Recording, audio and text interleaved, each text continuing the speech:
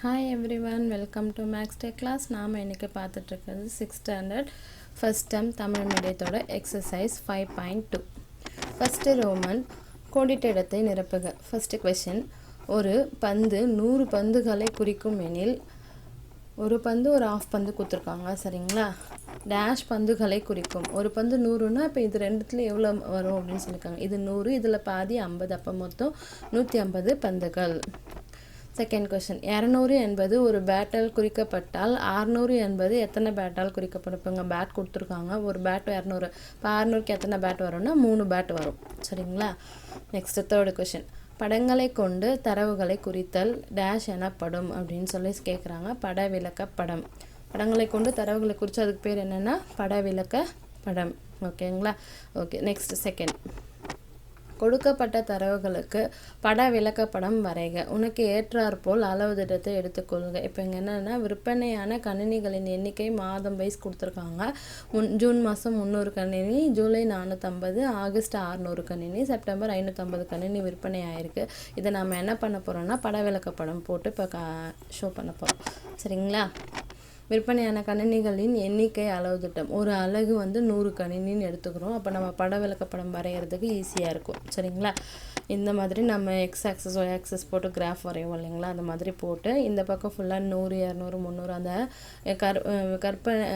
விற்பனையான கணினிகளினோட எண்ணிக்கை போடலாம். கீழே மாதம். ஓகேங்களா?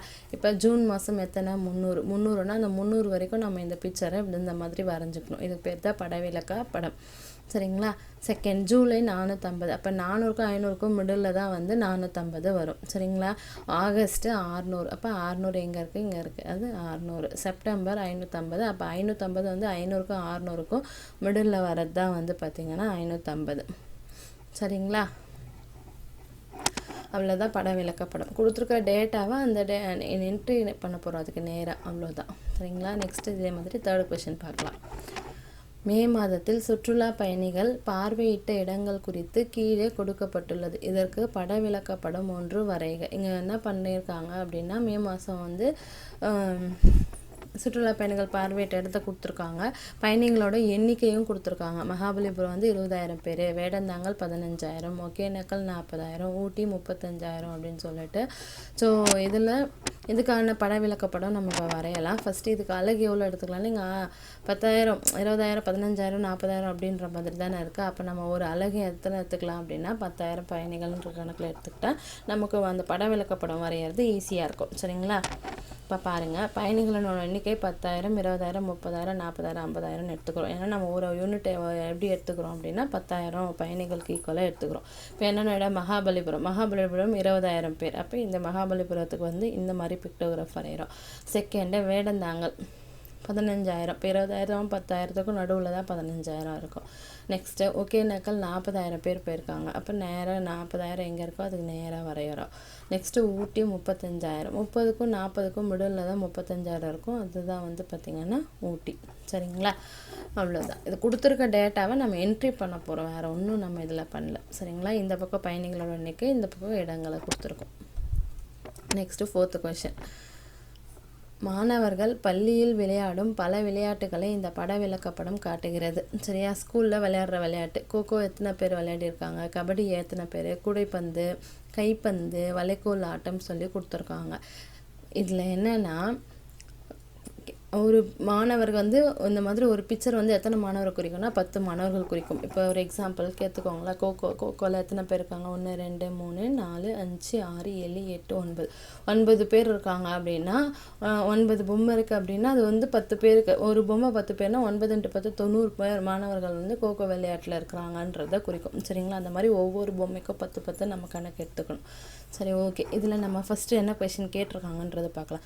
மாணவர்கள் அதிகம் விரும்பி விளையாடும் விளையாட்டு, இதில் அதிகமாக இருக்கிறது எது அப்படின்னு சொல்லி பார்த்தீங்கன்னா பார்த்தோன்னே ஈஸியாக கண்டுபிடிச்சிடலாம். இதுதான் எல்லாத்தை விட அதிகமாக இருக்குங்களா? அப்போ இது என்ன விளையாட்டு? கபடி.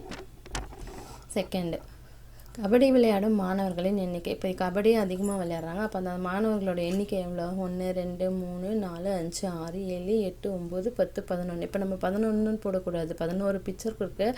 ஒரு பிக்சர் 10 பேருக்கு ஈக்குவல். அப்போ 11 × 10 110 மாணவர்கள், சரிங்களா. நெக்ஸ்ட் மாணவர்கள் சம எண்ணிக்கையில் விளையாடும் இரு விளையாட்டுகள் ரெண்டுமே வந்து சரிசமமாக விளையாடுறாங்க அப்படின்னு சொல்லி பார்த்தீங்கன்னா எது ரெண்டும் சரிசமமாக இருக்குது அப்படிங்கிறத பார்க்கணும்.